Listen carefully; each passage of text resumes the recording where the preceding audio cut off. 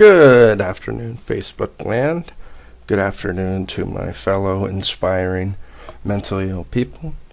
Welcome newcomers and welcome outsiders into the Musings of a Scoundrel. I want to talk today about something that I hold very dear to my heart, that we as a mentally ill community, but more importantly, our politicians, the debates that are happening now, mental health experts, and the medical community very rarely talk about. And I think you'll see where I'm going with this as we have a conversation today. What I hope will inspire conversation. The popular media, the medical community, have released thousands and thousands of, documents and papers that they publish online about the statistics of mental illness. They talk about the risk factors and how medication could be causing the problem, and how somebody's past could be affecting their futures. But they don't use one word. We hear mentally ill, our mentally ill community defined by many words, and most of them are negative. That's telling. The airport shooter that I hold very near and dear to myself, because I can understand his suffering in that he didn't want to hurt anyone else. And he didn't hurt anyone else. He shot himself.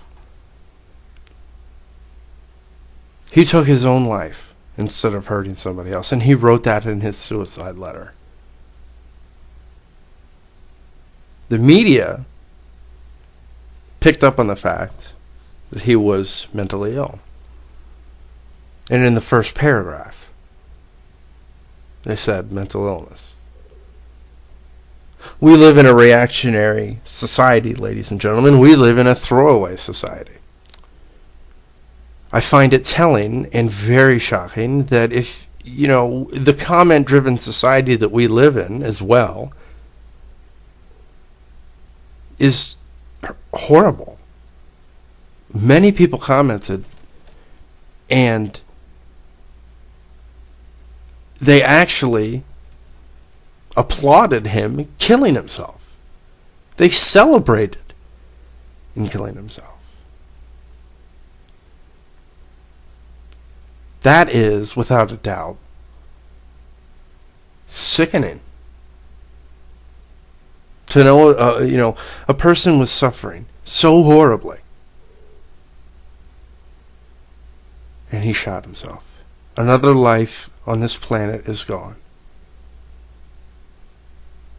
I don't care who you are. To wrestle with demons that are so horrible that you have to put a bullet in your head for them to stop is tragic. I saw hundreds of comments that applauded his eventual death. That's very telling of the society that we live in. Before I get off track, let's continue on the path that we're on so far.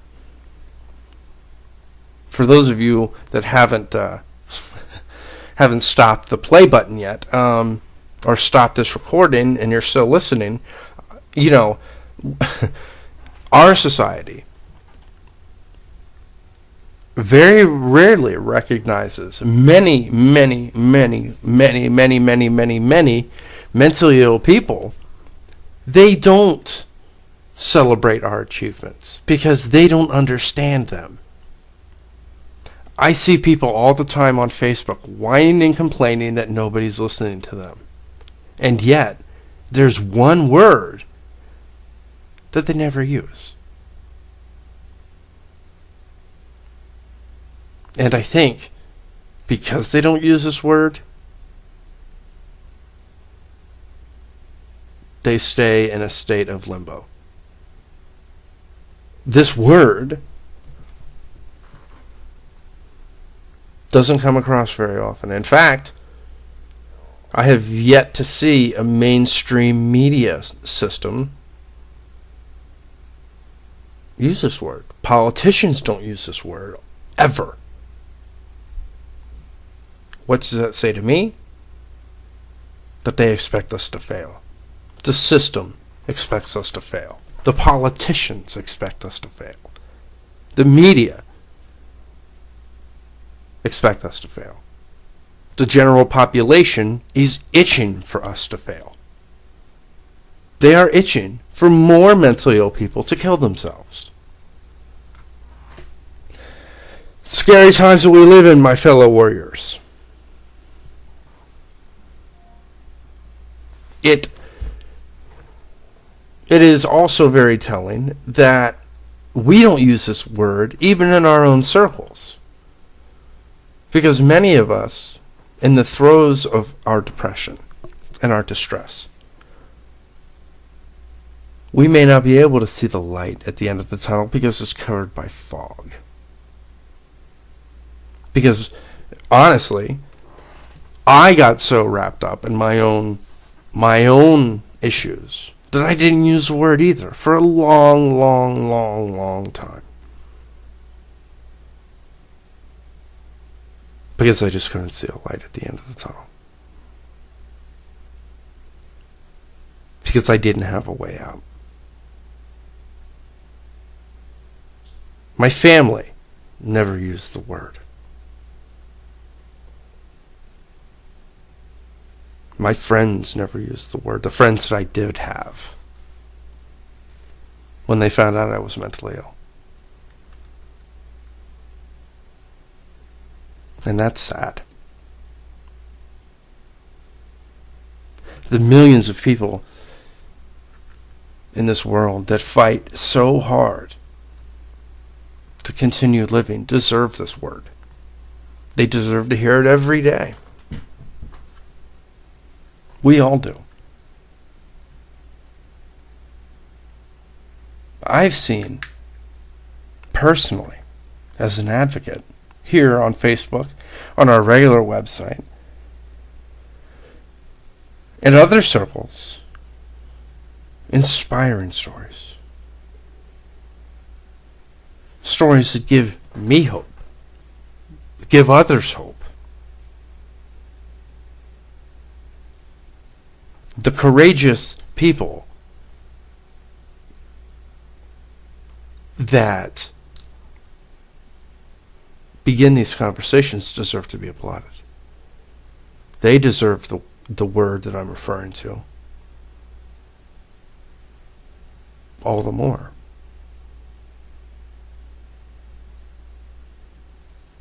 To consider for a moment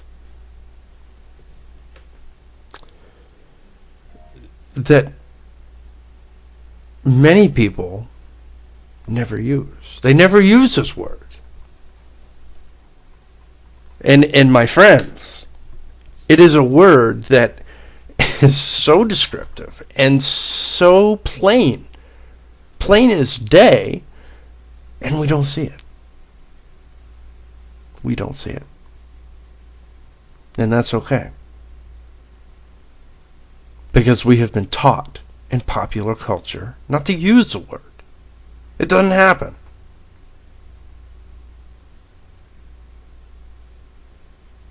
When I think about it, in a broad sense,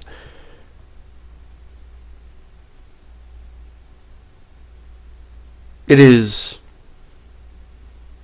devastating that this word has been so underused. So, now we've come to the precipice of this conversation. The media doesn't use it. The politicians don't use it. Popular culture doesn't use it. Many mentally ill people that I know don't use it. This word, my fellow warriors, is recovery. Let's think about that for a minute. The word recovery.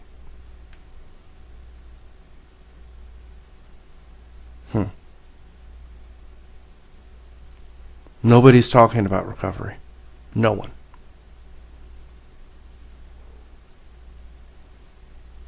Because the word inspires hope.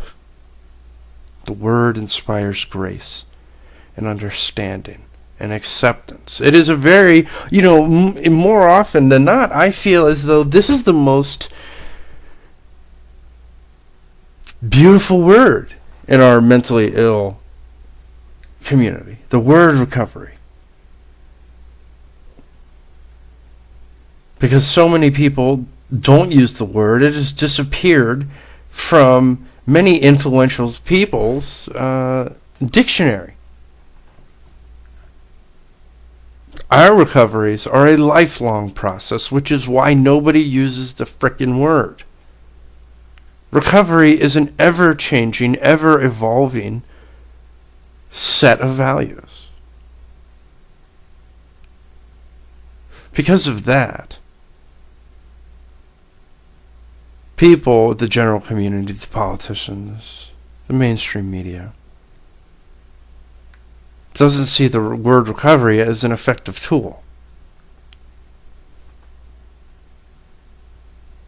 The word recovery is everything to us, at least to me. Without that word, there's no hope. And if there's no hope, why are we here? Some people will say, Mike, you're just arguing semantics. You're cherry picking. No, I don't think so. Without hope, my fellow warriors, my fellow brothers and sisters in bondage, that word, recovery, is everything.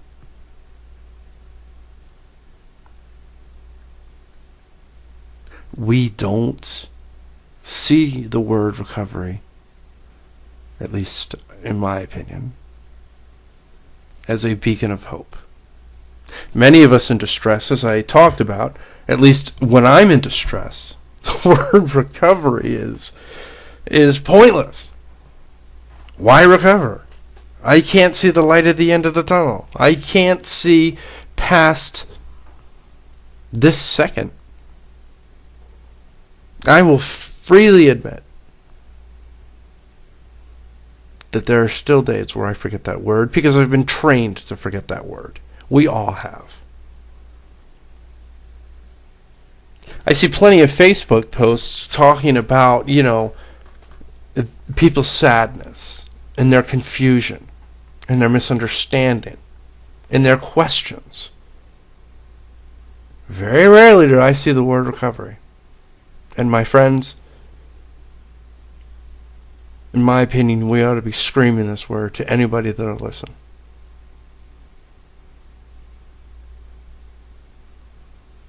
I think that, to deface the word in such a way is a travesty, because the word recovery evokes so many wonderful emotions. It provides a platform for all of us, not just me, not just you, for all of us.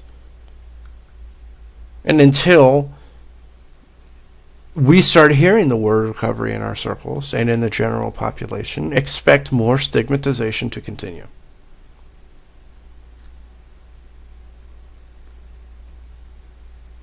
It is our duty as individuals to continue our fight for recovery.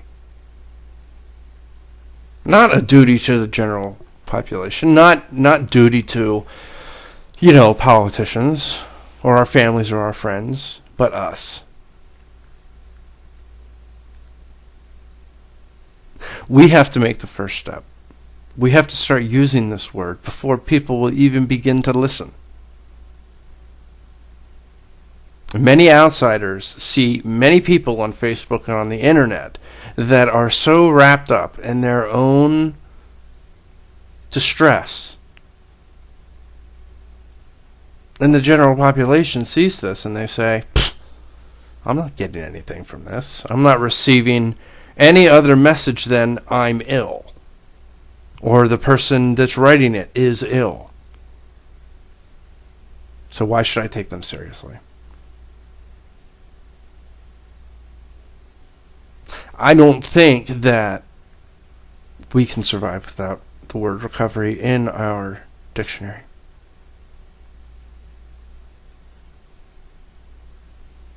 I think a conversation needs to be started here at Beautifully Damaged, in many different places, about the word recovery and what it means to many, all of us. What does that word mean? What does that mean? What does that word mean to us?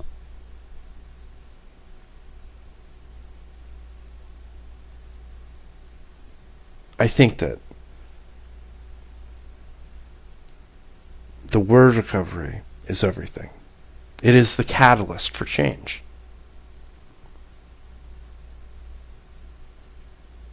Many of us in distress, we tend to isolate. The people around us don't see the word recovery as anything other than just a word.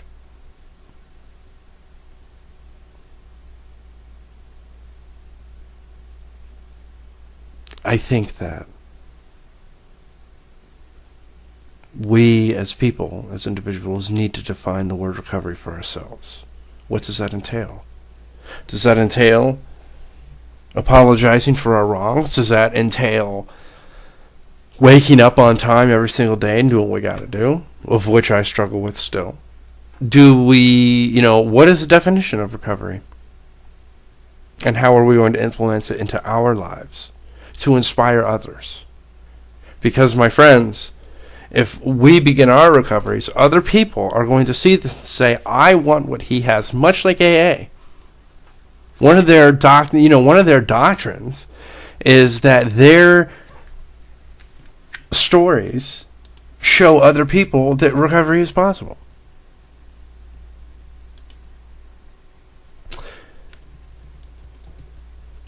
We need to inspire others.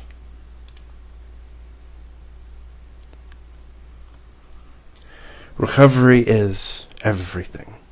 And if you've taken anything away from this entire live blog, is this. I would hope it is this. That you begin to realize now what we're facing. What the general population thinks of us. They celebrate our suicides. They marginalize our achievements.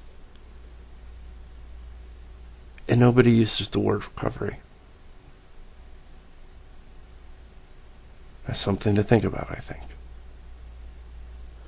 I would like to thank you for listening, and I'd like to give a big shout out to the Sisters of Serenity and Sobriety for the females that our membership comprises of. If you're dealing with alcohol or chemical abuse issues, visit them on their Facebook page.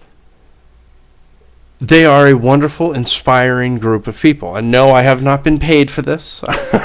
I have received no monetary donations. I haven't even received a dollar, a dime.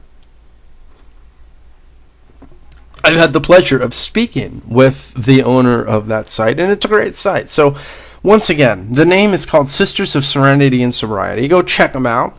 Tell them that, Beautifully Damaged sent you. And I'd like to thank everybody for listening today. May you find continued peace, hope, and inspiration. Thank you.